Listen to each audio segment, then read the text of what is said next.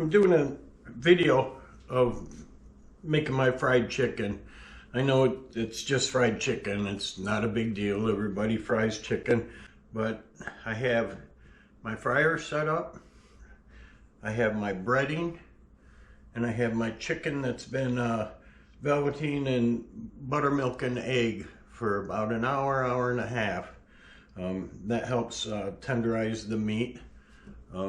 So what we need to do now is get started and get some chicken in the fryer. Okay, so I'm all set. I have my Tefal semi-commercial fryer here. Temperature's at 350. Oil's hot. I have my breading, have my chicken.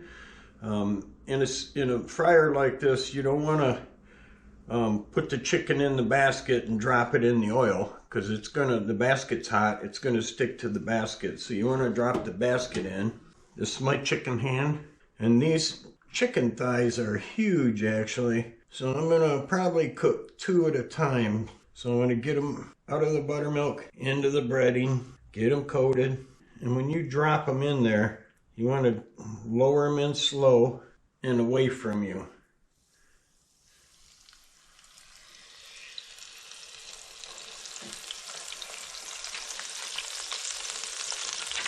There's one. I'm just going to cook 2 at a time because they're so big. I don't want to drive my oil temperature down.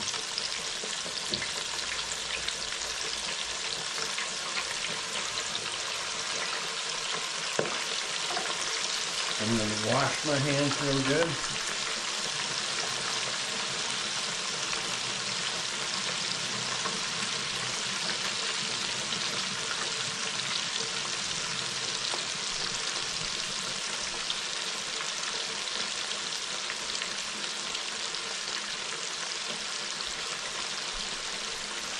These are going to go probably, make sure they're not sticking. These are going to go probably, for thighs, probably 14 minutes at that size. So I'm going to let them fry. I'm going to cover it, maintain some heat.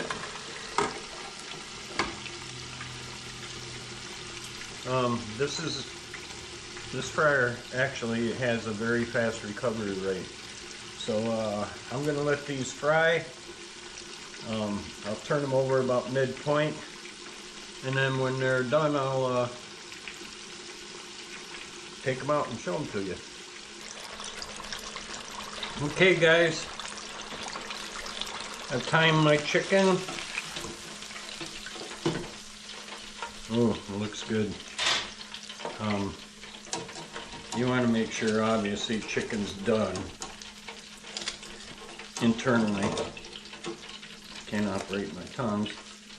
I was a state and federal poultry inspector, certified through Michigan State for quite a few years, so I get salmonella and botulism. It's very important to make sure that you food's thoroughly. But those 2 pieces look great. I'm going to, I have 6 to cook, so I'm going to continue and cook the other 4, and then at the end of the video, then we'll show you the cooked chicken. Okay, I've got 2 more pieces down in the fryer. This fryer, I love this fryer. It's awesome, especially for like fish and chips, chicken, pretty much you name it. The only thing is, if you're going to fry fish in it after you fry chicken, then you're pretty much committed to fish only, because the oil it'll be fishy tasting. There's nothing wrong with it, but you wouldn't want to go and try to fry something else in fishy tasting oil. I mean, you guys get what I mean. So this fryer, when the oil's cool, it'll filter this oil into a container in the bottom. It's going to be clean. There's not going to be any crumbs in it. I can funnel it back into the gallon jug and label it and set it aside, and put a new gallon in if I want to, you know, fry fish or fry like donuts or beignets or something of that sort. So, I mean, it's a great fryer. I've had it for a lot of years. So you want to get in here and turn it. And these chicken thighs were huge. I got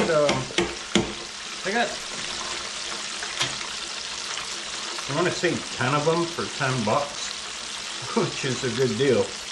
And I like thighs and legs, so I don't often cook turkey breasts unless it's in like chicken Monterey or pounded out for like cordon bleu or something like that. I use chicken thighs in pretty much all of my Asian stir-fried dishes. I use chicken thighs more than chicken breasts. So we'll let these continue. I'll drop in the last two and then we'll get back to you. We're talking about internal temperatures of meat in general. Chicken is one of those things I like to make sure it's fully cooked. As you recall, I mentioned about being a poultry tester. Mainly we tested for cholera, typhoid, and salmonella.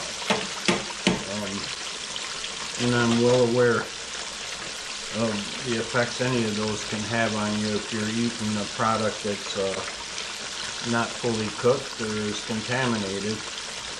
So it's critical that you make sure everything's cooked fully through. Don't be in a hurry. This fryer is fantastic for cooking chicken like this. So also for fish. So I know I used to make fish and chips in it. For Sherry, she loved the fish and chips that I cooked. So I'd cook the fries ahead of time, put them in a warm oven to keep them nice and crispy and warm, and then batter dip and cook the cod fillets for her. And they would always come out nice and crispy and flaky. So, I mean, it's, I've had, you know, when I first started cooking, I've had a lot of the smaller fryers like the Fry Daddies and all that stuff, and it was just such a pain, and I wanted to go to this level, and I'm glad I did. Sherry bought me this probably, I don't know, 15 years ago maybe, but it does such a great job, and it's such an easy thing to clean. I mean, the oil is contained in the bottom. Everything else except the heating element can go in the dishwasher. The heating element I clean by hand with hot soapy water and vinegar. And when you're all done, you can stash it away and it'll be ready for your next use. So these two pieces have a little bit of time left, and then we're done with the chicken for the night. Alright guys, we're all done, and there it is. There's a platter of my fried chicken that I'm probably going to dive into tonight. It smells awesome. It's crispy, you can probably tell. Nice and crispy. I'm sure it's going to be nice and moist inside. And you know what? I think this chicken is going to be top notch. As a matter of fact, it's going to be right there. Y'all have a good night. Glad I could make this video. I hope you enjoyed it, and we'll see you next time.